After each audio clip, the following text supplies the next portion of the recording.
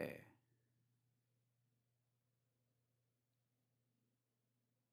YouTube says we're live, but let's see. Okay, there we go. I'm seeing the screen up on the YouTube streaming thing, so looks like we're ready. Okay, that was odd.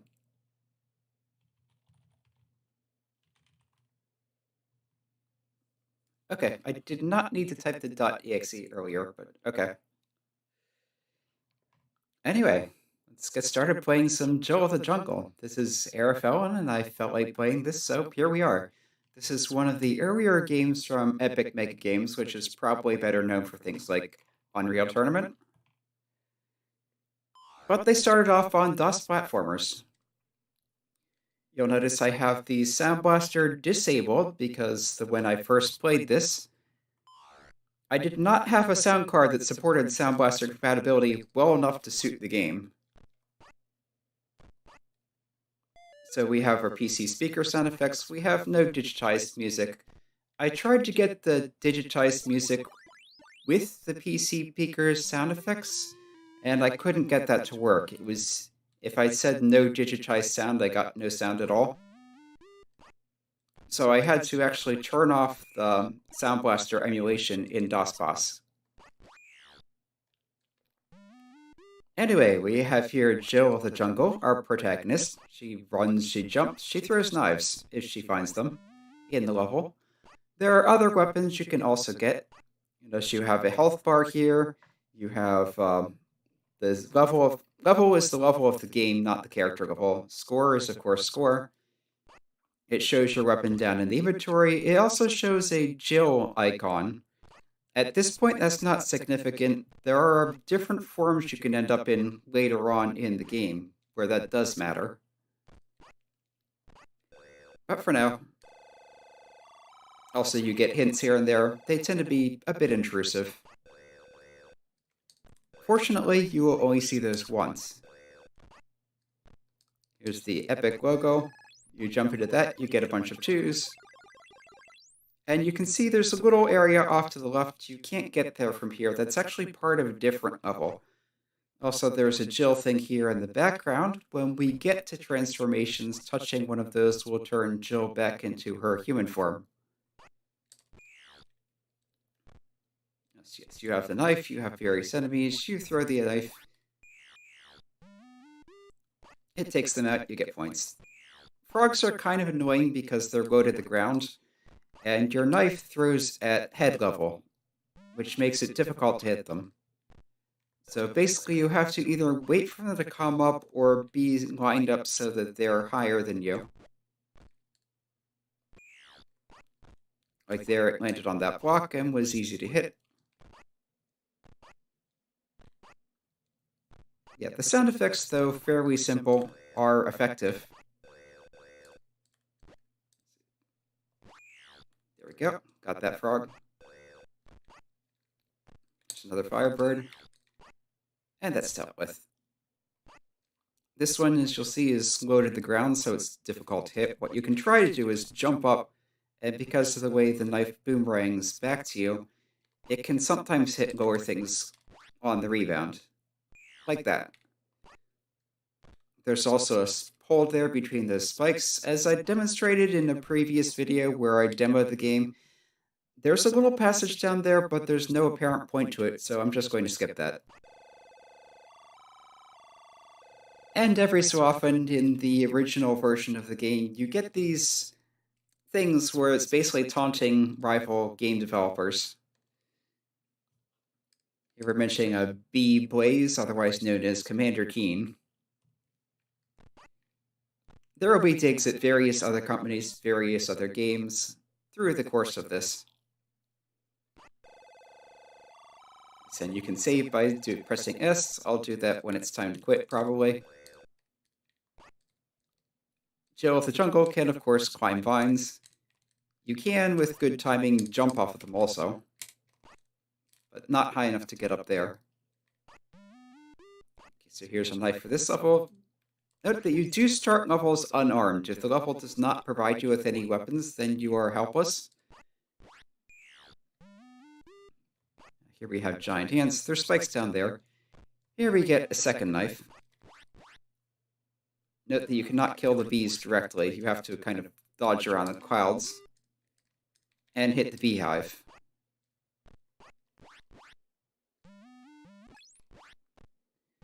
There we go. And the other knife... Okay, there it is. Sometimes they take a while to come back if they go off screen. Falling spikes.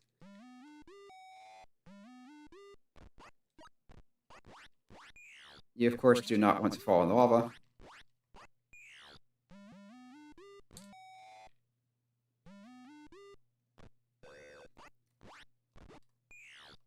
I think I got the ant. And all of a sudden, there are 3 knives. That is a glitch I've seen repeatedly in this game. When you get, especially... Sometimes only when there's 1 knife, but especially when you have at least 2, there's a tendency for them to start duplicating themselves. As here we have a locked door, there's a key. But first, there's an extra jumping power up here. That will last for the rest of the stage, allow you to jump higher. And as you may have seen earlier, there was a vine further back that Jill could not reach previously. Here. Climb up here, and get some more stuff for more points. You cannot throw knives while grabbing onto a vine, but you can kind of let go long enough to toss them and then grab back on. Okay, got a little careless there. But that's the advantage to a health system, is 1 hit won't kill you unless it's something like lava. Jill also cannot swim and will drown if she walks into horizontal water. Meaning that if the water's surface is horizontal, she'll drown going to that like that. But if it's a vertical surface, like a waterfall, she can walk right into and through it with no problem. It's the top of the water that's the death zone. These I could have gotten earlier with the vines and the trees, but I figured I'd save them for after getting the jump power up. I do want to be careful not to land in spikes. I forget where exactly they are. Come to think of it, with the jump power up, can I get up here?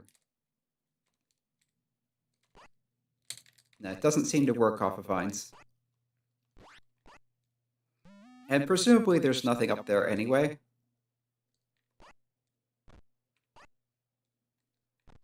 But it couldn't hurt to look.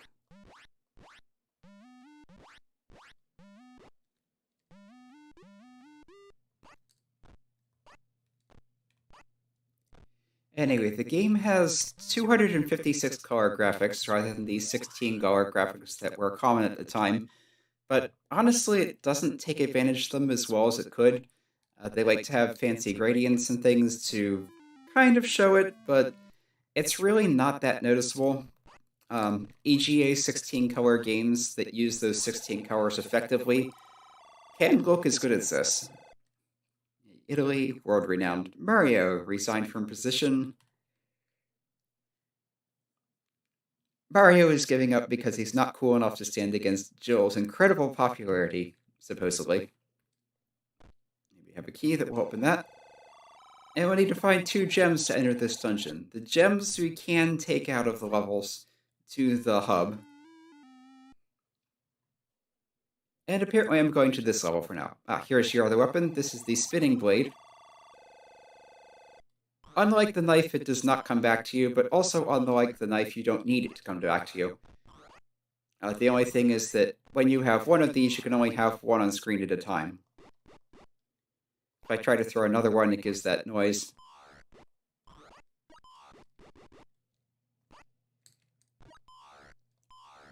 And if you're positioned well, you can do neat shenanigans like that. Spinning blades will bounce all around, kind of unpredictably. But they're very good at hitting things below you. Yeah, this, like I mentioned, if you hit the surface of the water up here, Jill will drown, but if you walk into it, no problem. That could have gone bad. There's some kind of thing on the vine there. Unsurprisingly, that's an enemy, it will hurt you. And here's what we were looking for, the jump power-up.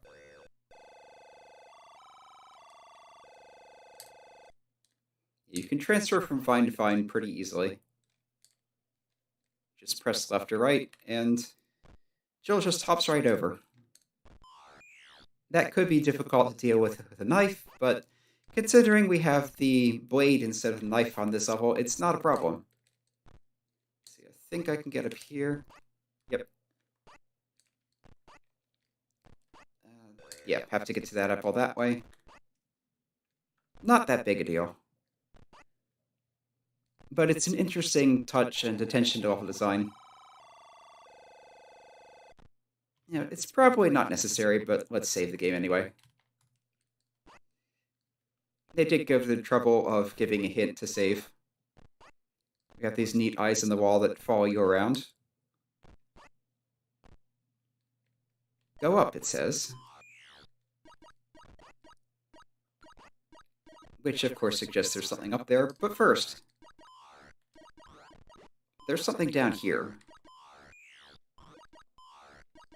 Yeah, the blades, as I've mentioned, can act strangely.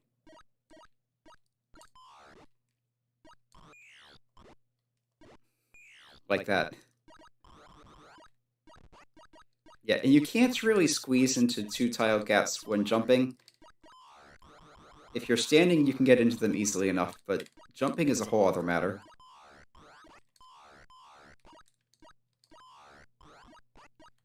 I'm trying to hit that firebird, it's not really working. Ah, there we go. Ah, here, this is one of her transformations. You hit that symbol, Jill turns into a firebird. Firebird, of course, can fly. You hit flap repeatedly to go up. Don't press it and you fall down. There's also fire. You can shoot these fiery things, which actual firebirds never do. It also gives you a little boost of height when you do that. Similar to flapping, but rather more noisy. The downside to the firebird is that if you touch water at all, no matter what orientation it's in, that will kill you instantly. You can see there's some apples up here that you can get to as a firebird, but not as a human, Jill. Yeah, so like this water here, if I tried to go past that now, that would just be instantly fatal. Maybe we come up here, that lets us skip all this platforming.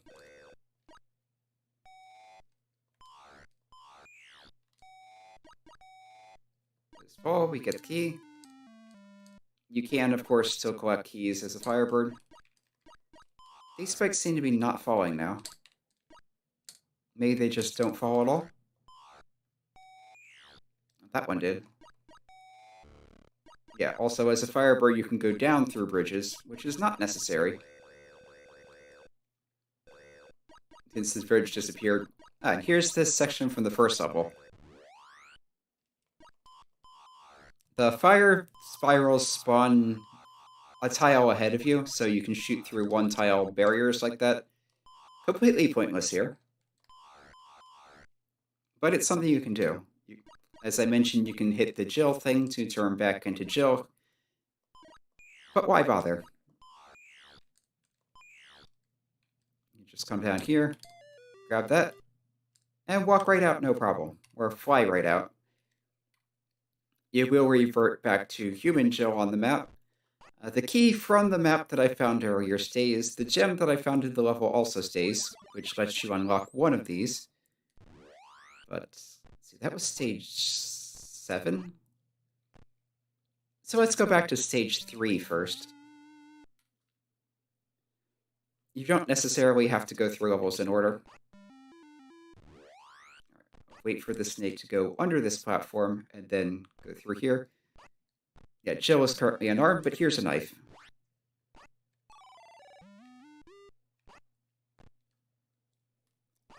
It's not necessary, but I'll take the snake out.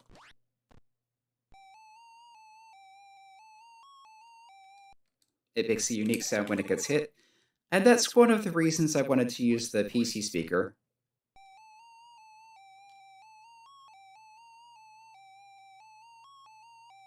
There is nothing like that in the SoundBlaster sound effects, which honestly I find in general less fitting overall. I mean, sure, they're higher quality, but it just feels like a lot of love and care went into the PC speaker effects. Yeah, I think I went too far off screen and went inactive. And there we go, 35 points, which is a lot for this game. Over here's make a unique sound. Alright. These will flame periodically. And of course you take damage if you hit the flame.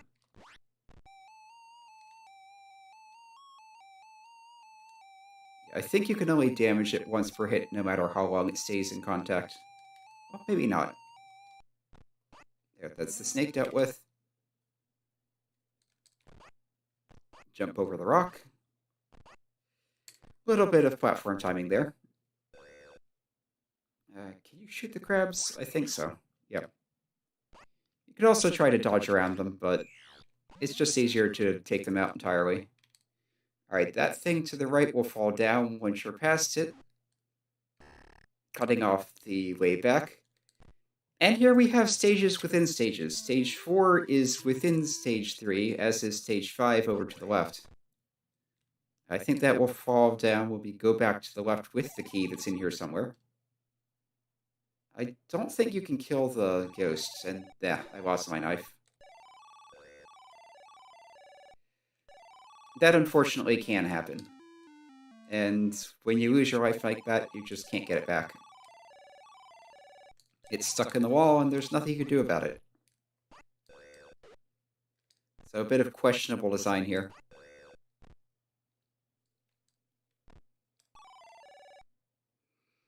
But you generally don't need to fight things, and there's another knife here anyway. Yeah, their way back just fell. Crab defeated. I think I remember there being a glitch with these where sometimes they'd hurt you even when they're not active, so I'll jump over them. There. Crab down. Maybe here too, but yeah, there's that damage. Can't really avoid those.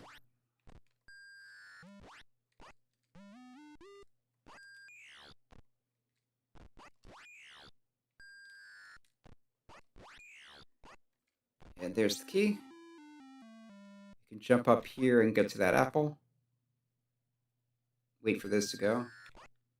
There. And yeah, nothing else over there. That still hurts for no apparent reason. That was an unnecessary hit, though. Dodge the rocks.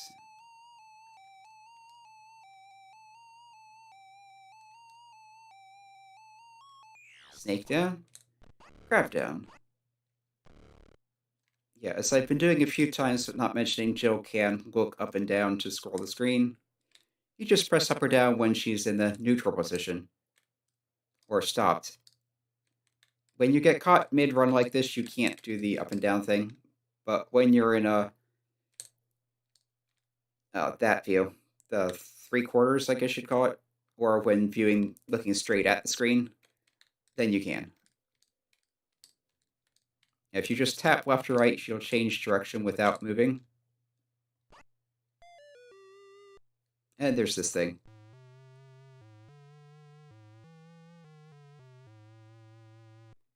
Another neat sound effect that is lost in the SoundBlaster version. So yeah, that was stages 3, 4, and 5 all in one. So that's unlocked now, but there's more over to the right. There's a stage 6 out here, maybe even stage 8. So let's dash into the castle. See if I can get this to work. No, I'm thinking of a different stage. There's a stage where you spawn in midair and can jump immediately if your timing is good. So we have a tricky sign here. One of the things with Jill's jump is it is always the same height unless you have a jump power-up, which will increase it, but you can't do a low jump. So if you want to get to this key, you have to jump on these lower platforms here to not go up there.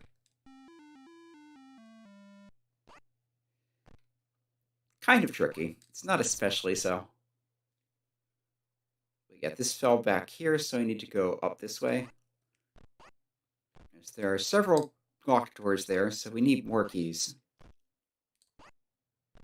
There's one of them.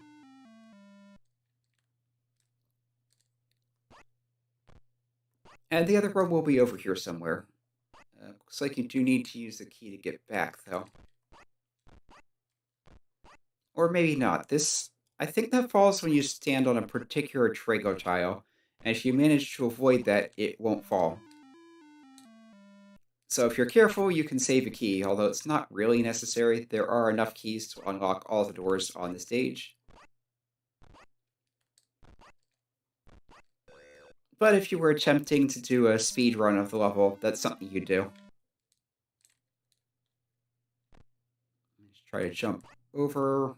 Yeah, and you just come straight out here. I believe I need to go back down to get to the locked doors.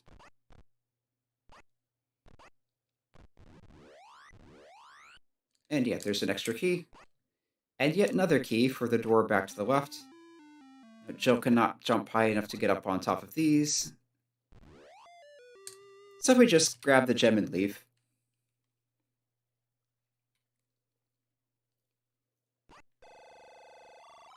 Yeah, longtime video game hero P-Man. Health problems, running around mazes, eating dots for too many years. They're also promoting their other games, something called SoundBlaster, which I don't think I've ever played. I don't remember it at all. Okay, so that's the last level over this way, but you'll notice we have an extra gem now. And that is meaningful, because if you come down this elevator,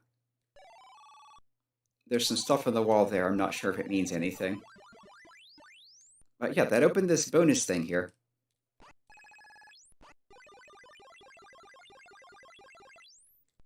Nice little sound effect for getting all that. And yeah, with the extra gem, we can get to this bonus area.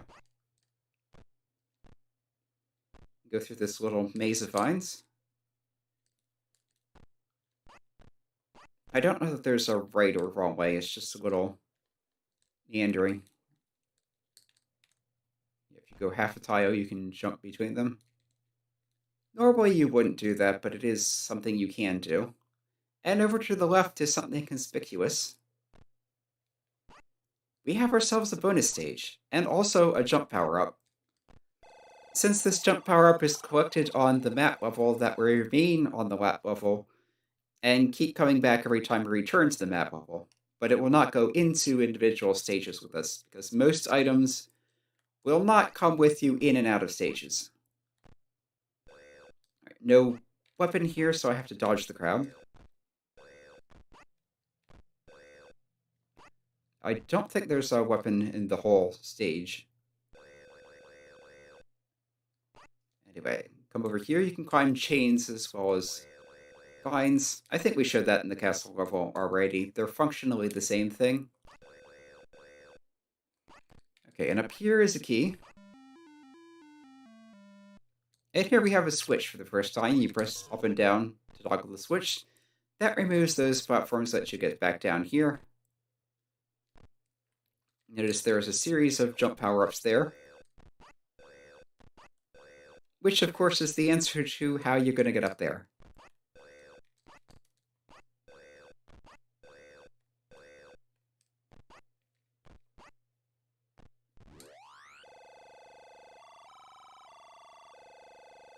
And suddenly, with 3 jump power-ups, Joe can jump very high.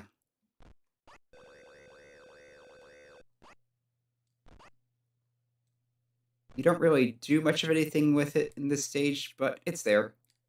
We come down to the level, go back to the jungle map, and that's just a bunch of extra points for now. But the extra jump height means you can get to a few places we maybe couldn't before. Also note that if you hit the top of the stage, it's not like a solid barrier. You can't go higher than that, but you don't hit your head on it and come back down right away. It's more like the game behaves as though you kept jumping up even though you don't go any higher. You kind of slide along the top there.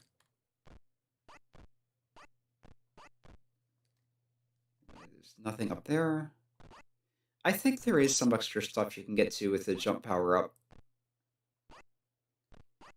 It would be kind of silly if they gave it to you and didn't have it do anything at all. Ah, there, the apple's at the beginning. Again, since you first spawn in midair, you can, if you have good timing, jump out of that and get up. But I'm not sure that Jill can jump high enough to get to the apples even then. I'm pretty sure that not. Anyway, back to gameplay. We go down into this hole here. The elevator is where we left it. There's an apple. It tells us another superhero has withdrawn from the video games one D. Newcomb. Checked into the Betty Ford comic. People with epic mecha veins are way too good to compete with. Yeah. Yeah, this is as far down as that goes.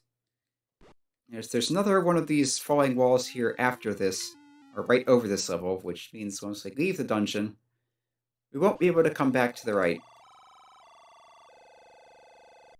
Anyway, here's the other thing the spinning blade will do. Destroy these somewhat smaller than usual blocks. In the larger rocks it cannot destroy, but these are a bit smaller than a full tile, and it will carve right through them. Although sometimes it is a bit awkward. I think there's a limit to how many you can destroy in one throw. And sometimes it just behaves weirdly for no apparent reason. And you don't get points for this, so the only reason to destroy them is to get them out of your way.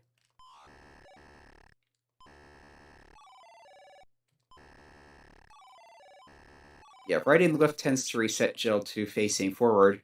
You need to be facing one direction or the other to throw weapons.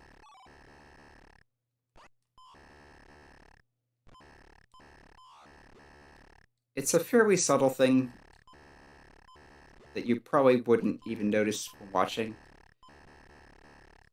But Jill does have three facing, left, right, and neither.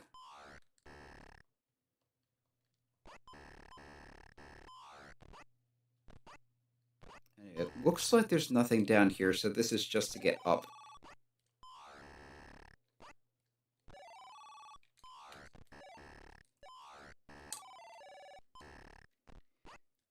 Yeah, many elevators will fall back to the lowered position when you're not actually on them. Others will stay where you left them.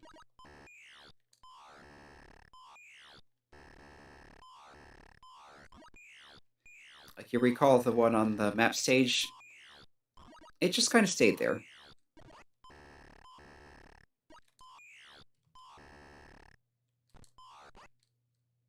Okay, there's the key.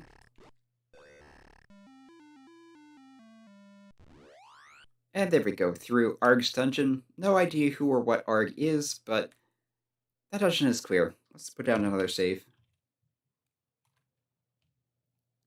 Let's do 8, so it's post level 8. There's another bonus to the left here. But it's blocked off for now. And I don't recall what unblocks it. I think there might be a switch somewhere. Anyway, on to stage 9, the Phoenix Maze.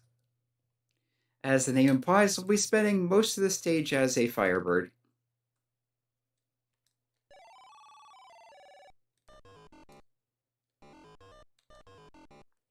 There's that neat little switch noise.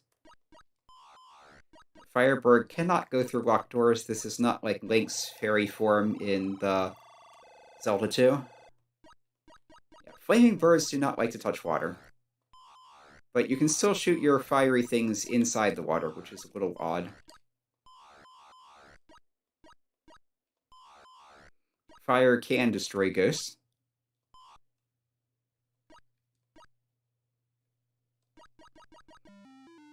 Yeah, and at this point it's just a matter of searching through here, finding the keys, and not touching water. And preferably not the ghosts either. So you do still have health, so touching the ghost, not that big a deal. But touching the water, as I just showed, will kill you instantly. Luckily, the game does not have a life system, so you can just retry and be fine. I don't think you even lose points. And I think it keeps your progress, too. You just have to be a little careful about not falling too quickly.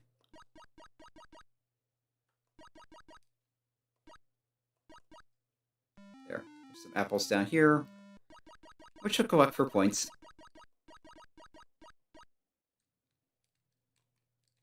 Okay. Just come through this to the right here. There's probably another key in here. And then cycle back down to where the doors were and finish the level.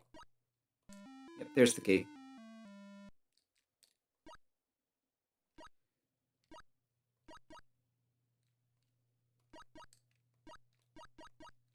Yeah, Firebird can sometimes squeeze into one-tile gaps and sometimes not. It's sort of like how Jill can sometimes get into two-tile gaps and sometimes not. I think it's if you're falling at the right angle or if you're, of course, already on a level with it, then you do. But if you're going up or down, then you can't. There you go. 4 keys, 4 doors, Jill sign. Miss an apple, but no big deal. That's 12 points I won't be getting, but yeah, points don't really matter. They're just for fun. Okay, I think this is the stage that I was thinking of. Yeah. There. And by doing that, I can skip part of the stage. Issue. The switches will change the knights from a ready position to a relaxed position. If they're in the ready position, they will hit you fatally as soon as you touch them. When they're in the relaxed pose, they will not. Okay, that's still blocked off.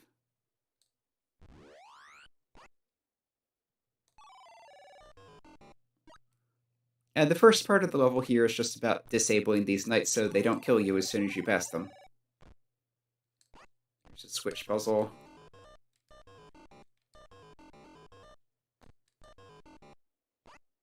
And one more to turn off.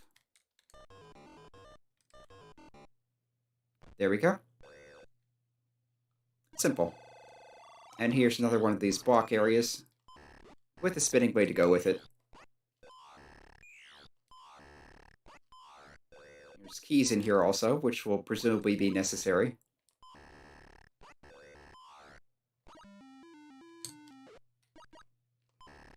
Oh, that's right. Firebirds, if you touch them, will burn out. You'll still take the damage, but the bird is eliminated.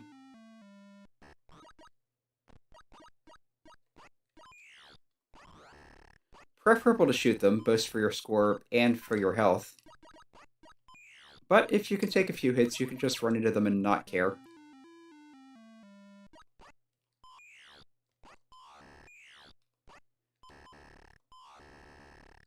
And the level does provide some healing. So we have these blocks that fade in and out.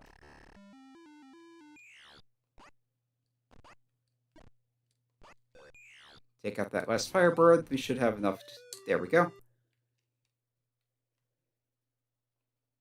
And that's that level clear.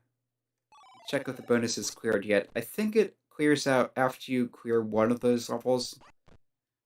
Or there might be a switch, I can't remember. I also noticed these are some breakable locks in the floor there, but you don't get a weapon on the world map, so it doesn't matter. Okay. Ah, here it is. This will shut those off. And I think you might need the extra jump height to get up there. I'll have to check real quick when we get in the stage what Jill's default jump height is.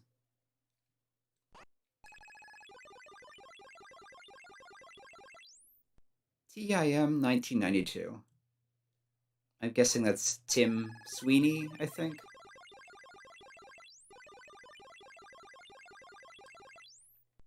Have it in the help here? Yeah, probably not.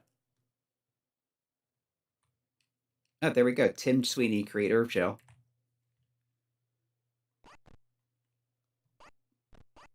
There's a little subtle self-insert or signature, or whatever. As a bonus Easter egg, with the increased jump height, you can jump right over this level, but that kind of goes against the spirit of this, so let's experience whatever the game has to offer. There's a Firebird. Okay, you cannot quite jump 4 tiles high. 3.5.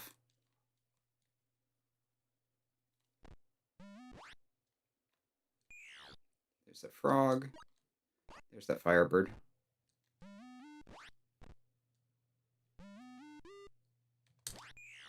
There.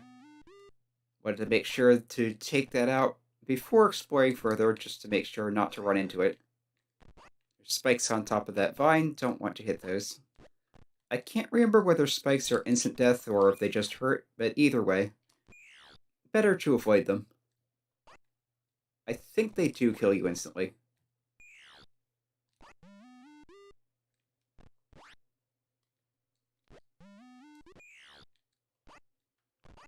There's a fish down there. You can take the fish out with your knife, but there's no real point to it except getting a few points. Yeah, sure, let's save. I think this was stage 11 or 12.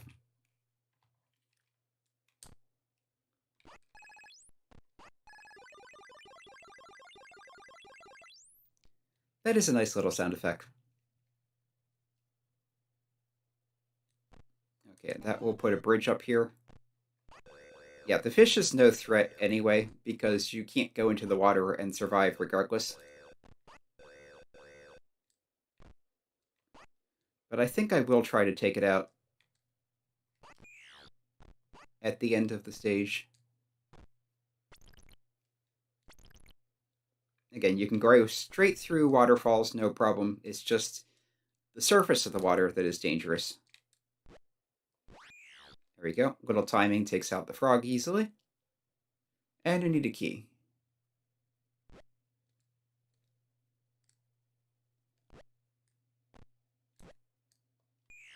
There's another frog. Frogs, as I've mentioned, are kind of annoying. They're a bit unpredictable. They jump at odd... Well, they jump. That makes them annoying to begin with. There we go. There's a key.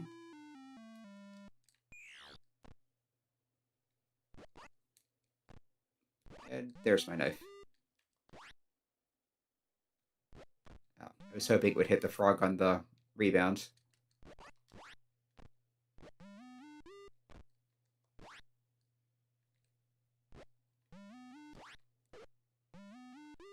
Like I said, frogs are a bit annoying.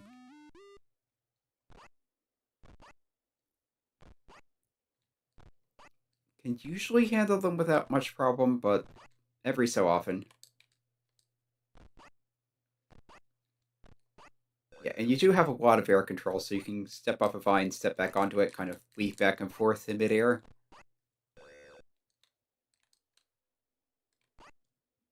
Okay, don't want to go there. And you can go completely into the water and not care as long as you don't touch the surface. Which again makes no sense, but that's the way the game is.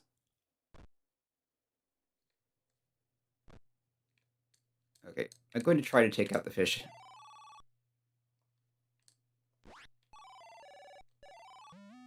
You do have to take the bridge down first.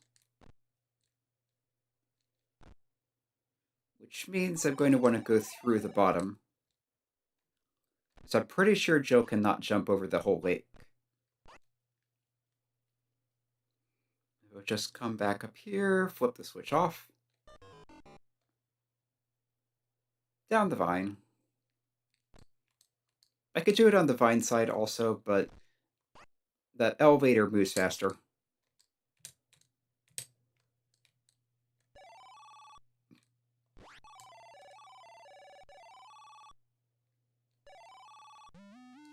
I do need the fish to be a little closer.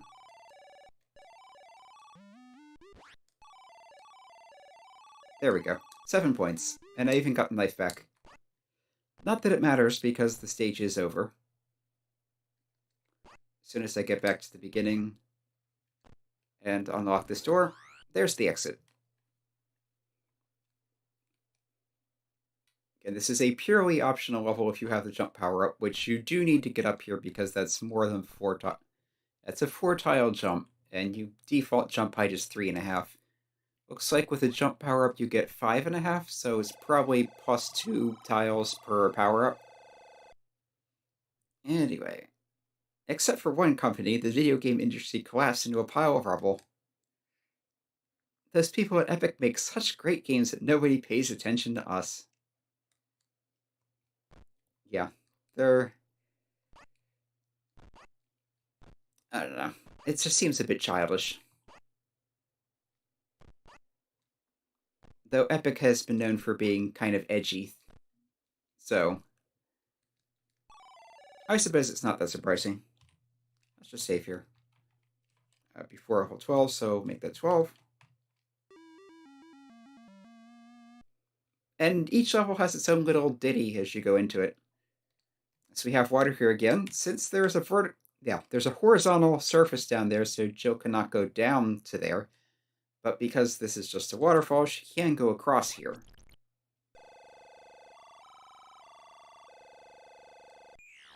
There's a giant slug.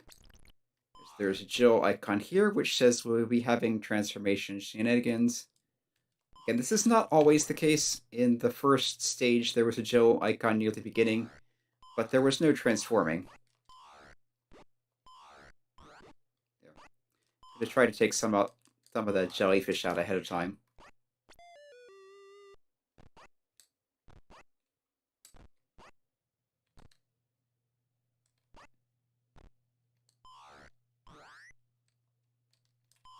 And fish. That made it easy.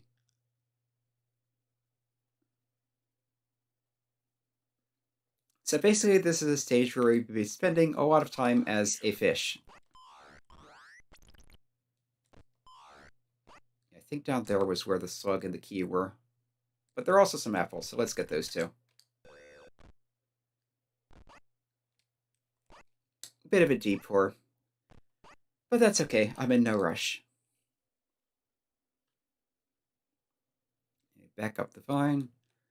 Cannot get any higher in human form, but see if the fish comes a bit lower so I can shoot it. And it did, but I was stuck in the neutral position and couldn't fire.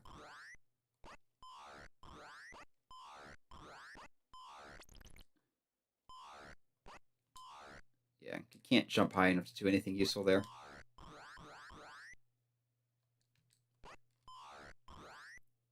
I do like the bouncing noises. Anyway, can I do anything else here?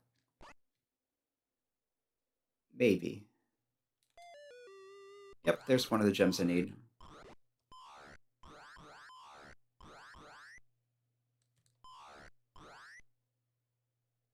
I thought I saw the jellyfish go down this way. There it is. Jellyfish, you'll notice, don't give any points, but they do get in your way.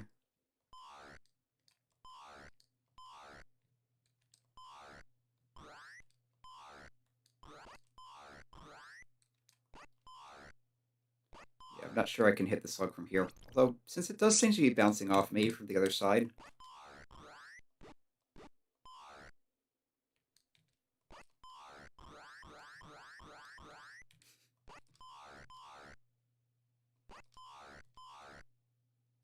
That's falling into the water. Yeah, that angle's not going to work. It's kind of fun to try, but it's not going to work. So anyway, as I was saying, you do spend a lot of this level as a fish, which you should be seeing shortly. Just come up here first. Yeah, this is another part of the level you have to do in human form. And there's that slug.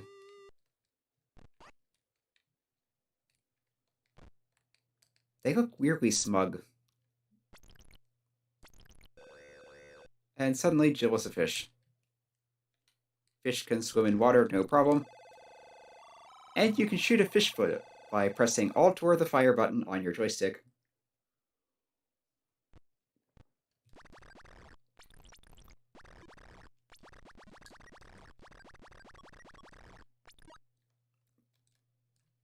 The fish can leave water briefly by going upwards.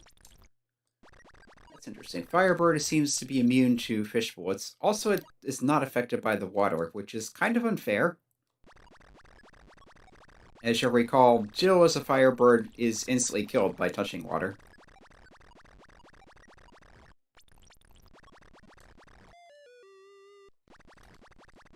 Oh, I thought I remember this.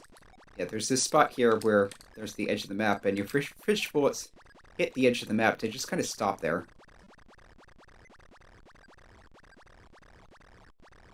Just trying to fill up as much as possible. Although that does seem to be causing lag. Or slowdown. It's fine as soon as they're off screen. The game is pretty well designed overall. That's just one weird little thing that happens. There's a jellyfish. And it's dealt with. They have a nice satisfying explosion. Anyway, you can use the jump button to kind of go up a little bit, but it's much faster to just press up. So it's a bit of a curious design decision. Yeah, and your momentum is added to the fish bullet's momentum. Not that it makes that much difference. Okay. As I mentioned, your fish can leap out of the water a little bit. And up there, I believe, is part of another level again. Some of the levels do share the same map. You just can't get to them from each other. Anyway, that's 1, 2, 3, 4, 5, 6, 7 gems. Fish symbol does not turn you into a fish again when you're already a fish. No surprise there. But the Jill icon will turn you back into Jill. 7 gem sleeve levels, 7 gem, and an 8th gem at the exit, which you can take back to the map. I'm not sure if it's that you can always bring gems back to the map, or if they're flagged specially to allow that.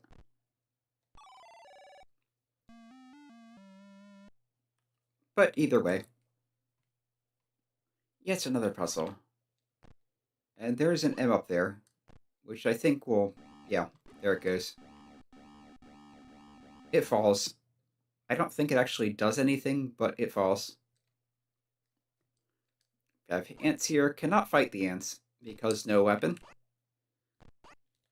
We have a nice sunset-looking gradient in the background. Oh. You're frog.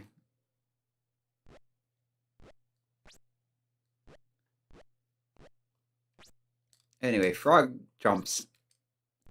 The frog is constantly leaping, about 2 tiles high. If you press Shift or Alt or button 1 or 2 on joystick, you get a higher jump.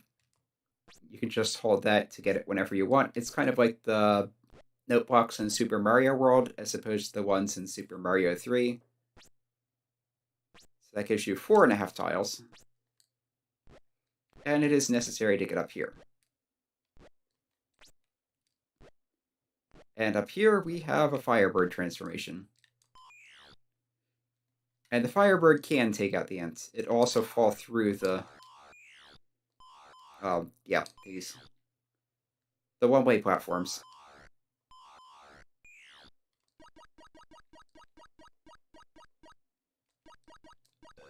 And there is stuff up here, where the M was, although I think you're supposed to come back here after going up to the right. Because there's probably a locked door or something at the top. Yeah, it's gem locked. But yeah, when you're in Firebird form, these platforms might as well not exist. Another effect of the frog form that this level does not show is that the frog cannot drown. So if you fall in water as a frog, it doesn't matter. Touching the flies gets you a few bonus points. No big deal. Out there, and it finally closed off like it's supposed to. It might be getting the gem that triggers that.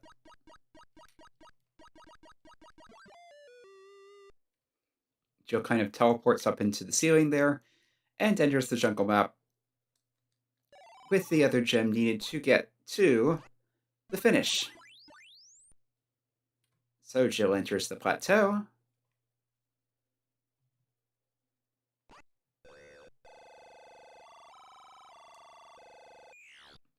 You can take out that crab now, but you can't get up there yet. So there is, unsurprisingly, a jump power-up somewhere around this level.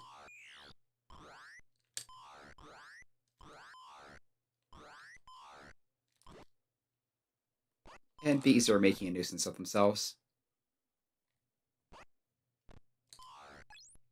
Ah, there, check out the hive.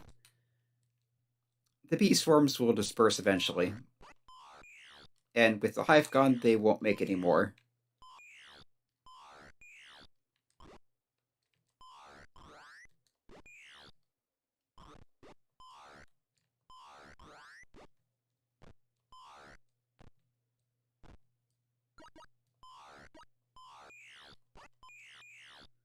Anyway, it does look like I'm going to get through the whole first game on stream, so I'll update the stream title later on to reflect that.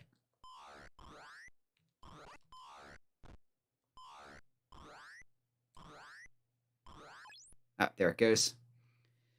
Like I've mentioned, those blades can get some very strange angles. Just get some health down there. Take out that Firebird. And there's our jump power-up. But you need a key still. And here it is.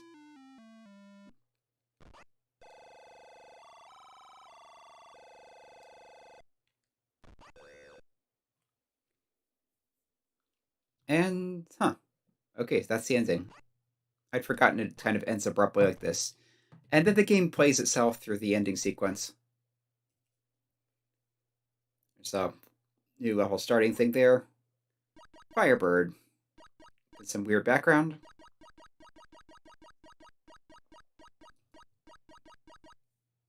A lot of flying through some weird fantasy-looking space world. Turn back to Jill, and mushrooms. Kind of psychedelic.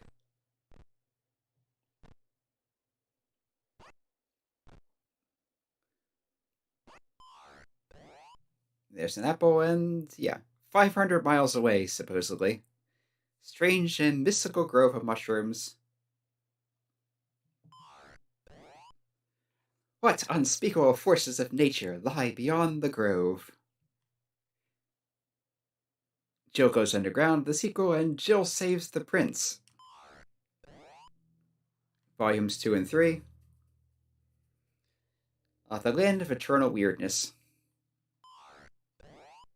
Also, each of the other games has a different take on maps.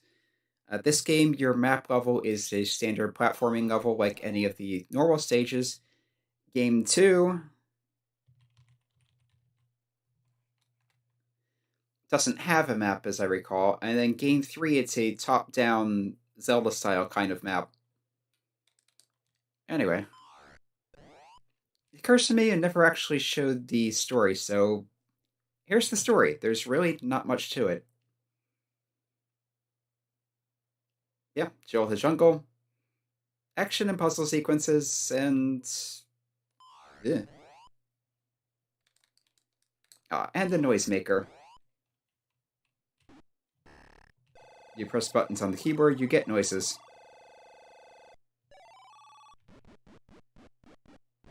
There's your death noise.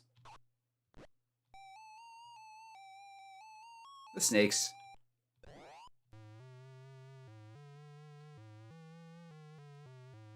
And that creepy noise that's used once in one level and then never again.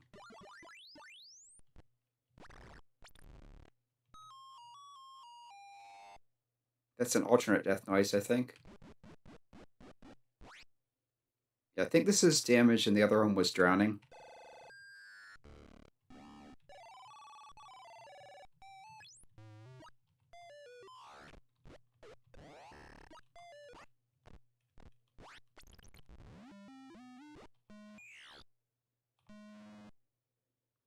Don't recognize that one. Anyway, this has been Arafellon, and that was Chill with the Jungle Episode 1, the shareware episode, which means it's also the one I'm more familiar with. And sometime, probably next week, I'll come back and take on Episode 2, and then 3, and probably move on to Xargon, which is a similar trilogy from the same creators. That one I'm going to use the SoundBlaster sound effects and music for because I did have those, and because they're more fitting for the game than the ones for this one are. Anyway, hope you enjoyed, and see you next time.